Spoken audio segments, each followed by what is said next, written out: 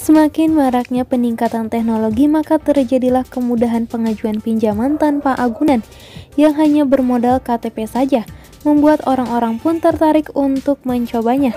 Namun sangat penting bagi calon nasabah untuk memperhatikan resiko-resiko yang mungkin terjadi agar lebih berhati-hati dalam mengajukan pinjaman.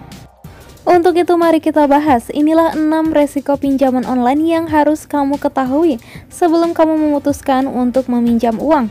Yang pertama, penetapan bunga yang relatif tinggi. Sudah menjadi hal yang lumrah jika dibalik kemudahan pinjaman online, bunga yang diberikan sangat tinggi.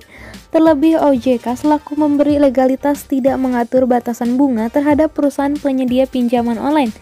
Jadi sangat disarankan bagi calon nasabah agar memperhitungkan terlebih dahulu mengenai jumlah tanggungan yang harus dibayar. Resiko yang kedua, minimnya keamanan data pribadi nasabah. Seperti yang kita tahu, kebanyakan layanan pinjaman online tidak memberikan jaminan keamanan privasi terhadap identitas nasabah yang dikirim. Belum ditambah dengan akses data ponsel ketika nasabah harus memberikan izin akses setelah menginstal aplikasi pinjamannya. Yang ketiga, proses peninjauan permohonan yang cukup lama. Kebanyakan nasabah bahkan harus menunggu sampai rentang waktu yang cukup lama agar bisa diterima. Kalaupun ditolak, data nasabah pun sudah terkirim dan tersimpan di database penyedia layanan tersebut. Yang keempat, beberapa perusahaan mungkin belum terdaftar di OJK. Karena banyaknya aplikasi yang menawarkan pinjaman tanpa agunan secara online, berbagai perusahaan abal-abal seringkali muncul dengan dalih memberi kredit kepada calon nasabah.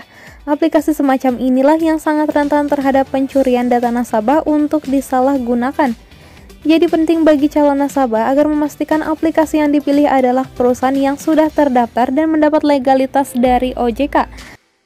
Jangan sampai terjebak pada institusi ilegal. Kamu dapat melihat daftar perusahaan pemberi pinjaman online yang sudah terdaftar di OJK.